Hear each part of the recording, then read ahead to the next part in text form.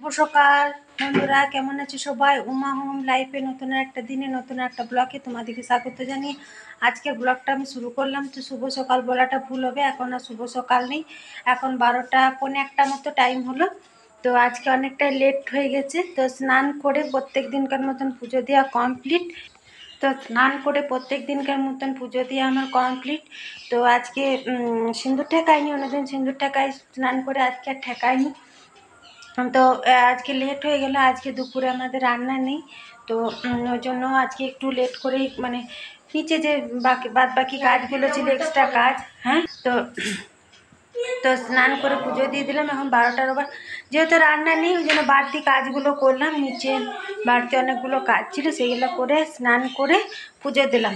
তো জলখাবার ওরা খেয়েছে, ওদেরকে আমি দিয়ে দিচ্ছি। রাত্রে মেয়েটার পরীক্ষা শেষ হয়ে গেলো, অনেকক্ষণ হলো, চলে এসছে 9টার দিকে, ও বাড়িতে রয়েছে। তো দুপুর আজকে রান্না করিনি, ওই জন্য একটু ঢিলাঢালা করে বাড়তি কাজগুলো করলাম।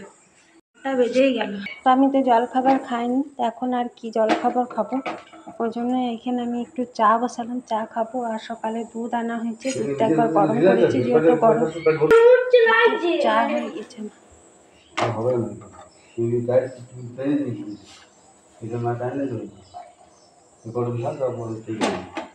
চা কি হয়নি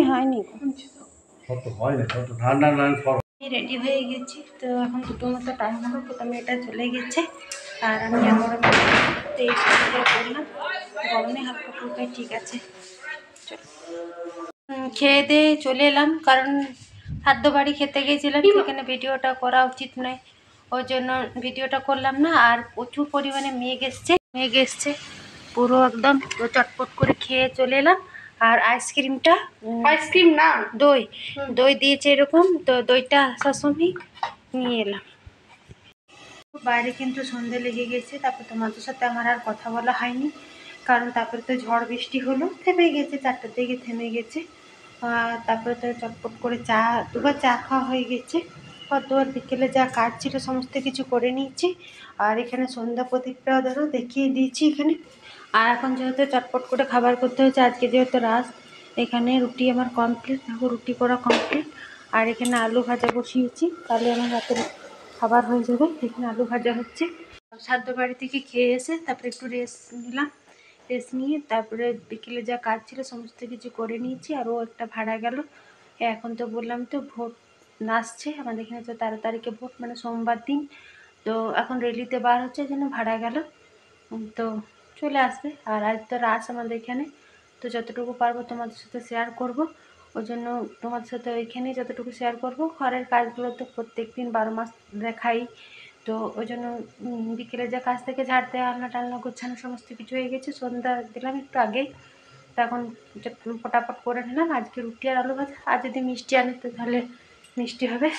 তো চলো আলু ভাজাটা করে মেয়েগুলোকে একবার খেতে দিতে হবে, কারণ সে সাধ্য বাড়ি থেকে খেয়ে এসছে, আর কিছু খায়নি ওরা, তো বিকেলে চা খায়নি, ওই জন্য বিশেষ করে তাড়াতাড়ি করলাম। তো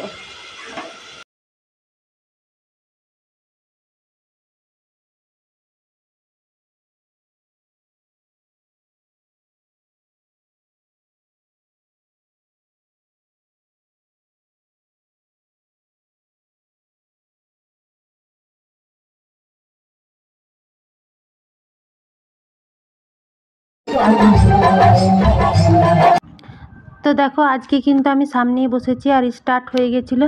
তো এখানে লব কুশ হয়েছে। তো এই আজকে আবার কালকে তো স্টেজ থেকে, মানে হরি মন্দির থেকে নিচে নেমে করছিল এই এটা রংদোলটা, আজ আবার এখানে বসে বসেই করছে। আর ওইদিকে যে দুটো ছেলে, ওরা কিন্তু গান করছে, তো ওদেরকে কৃষ্ণ গানই করছে। তো তোমাদের সাথে তো কোনো রকম ব্যাকগ্রাউন্ড দেওয়া, যেহেতু কপিরাইট চলে আসবে, তো বলেইছি, তো ওই জন্য আমি ভয়েস দিয়েই বলছি। আর দেখো এইখানে 2, 4, 6, 8, 10টা ছেলে ছিল, তো ওরা এখানে এরকম করতাল বাজাচ্ছে, আর অনেকক্ষণ ধরে কিন্তু এরকম স্টেপ দিয়ে নাচছে। অনেকগুলো গান করেছিল, প্রায় 10-12টা মতো গান করেছিল। 2টো ছেলে এখানে খোল বাজাচ্ছে, অনেক রকম গান করলো। কিন্তু আমরা এখানে বসেছিলাম, আজকে কিন্তু আমি সামনেই বসেছি। তো আর গরম প্রচণ্ড, এতক্ষণ ধরে এরকম স্টেপের একরকম স্টেপের পাগুলো করে নাচ, কিন্তু মুখের কথা নেই, আমরা কিন্তু দেখছি তো বলে আমাদের এত গরম লাগছে। ওরা তো এক লাগাতার এত নাচ, সত্যি ওদের খুবই গরম লাগছে। আর আজ যেহেতু রাস রাস বলে কিন্তু এখানে ফুল দিয়ে সাজানো হচ্ছে, প্রত্যেক জায়গাতে রাস বলে একটা আলাদা ফুল দিয়ে। তো এইখানে নাচ ছিল। তো তোমাদের কেমন লাগছে? যেহেতু আজকে যেহেতু রাস, আজকে লাস্ট, আজকে গৌরমণ্ডলী, কালকে তো সকাল হলেই কুঞ্জিভঙ্গ হয়ে যাবে, তারপরে সব কিছুই শেষ। তো তখন তোমাদের সাথে আর শেয়ার করতে পারবো না, তো যতটুকু পারবো আজকে তোমাদের জন্য শেয়ার করব। আর এই গানগুলো যদি একটু দিতে পারতাম বেশ ভালো হতো, কিন্তু দিতে পারবো না। আর এখানে আমি আজকে সামনেই বসেছি, দেখো। তো এখানে সামনেই বসেছি, আজকে সবাই বসে বসে দেখছে বলে সুন্দর দেখা হচ্ছে। তারপরে এই গৌরমণ্ডলীটা উঠে গেলে আবার বড় দলটা নামবে। আজকে কিন্তু একটা ছেলের কীর্তন আছে, মানে রাস করবে, তো আমি ঠিক নামটা বলতে পারছি না। তো ওই জন্য তো তোমাদের সাথে, তো আমি যদি রাসটা শুনতে আসি তাহলে তোমাদের সাথে শেয়ার করব। আর ঝড় বৃষ্টি তখন হয়েছিল, তারপরে 4টের দিকে আবার থেমে গিয়েছে, আর তো কোনো অসুবিধা নেই। আর মেয়েগুলো আমার কাছেই বসেছে, এইখানে বড় মেয়েটা আমার পেছনে। আর এইখানে দেখো, যেহেতু ভোট রেলিবার, তো রোড সাইডে যেহেতু হরি মন্দিরটা, এইখানে এই বাংলা অ্যাক্টর এসছে, তো একে তোমরা কম বেশি সবাই চিনো, আমি নামটা ঠিক জানি না। আর এটা হলো আমাদের আসানসোলের সাংসদ।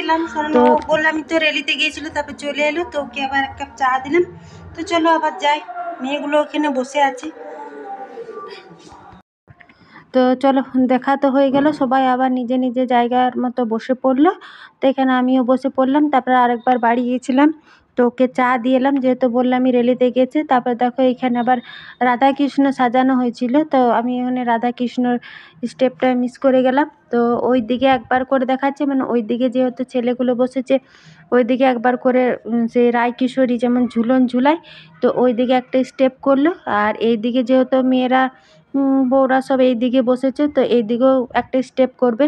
তো দেখো এই দিকেও দেখাবে, ক্যামেরাটা একবার করে ডিস্টার্ব করছে ধরতে আমারই। তো এইখানে দেখো লাঠি নিয়ে এসছে, লাঠি, আর এগুলো ঠক ঠক ঠক ঠক করে আওয়াজ হচ্ছিল, বেশ সুন্দর লাগছিল দেখতে। তোমাদেরকে যদি বললাম না, ভয়েসটা যদি না দিতাম তোমাদেরও বেশ সুন্দর লাগতো। আর গানগুলো এরা, তো এইখানে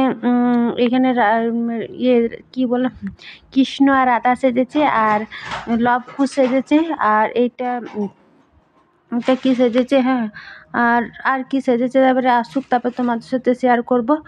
আর এখানে সুন্দর নাচছে কিন্তু, ওর এখানে রাধা অনেকক্ষণ ধরে নাচলো, কোমর ধরে গেছে, কোমর ধরে দাঁড়িয়ে আছে। আর দেখো রাধা আর কৃষ্ণ বেশ সুন্দর নাচছে, ছোটো ছোটো মনে হয় দুটো মেয়ে বটে।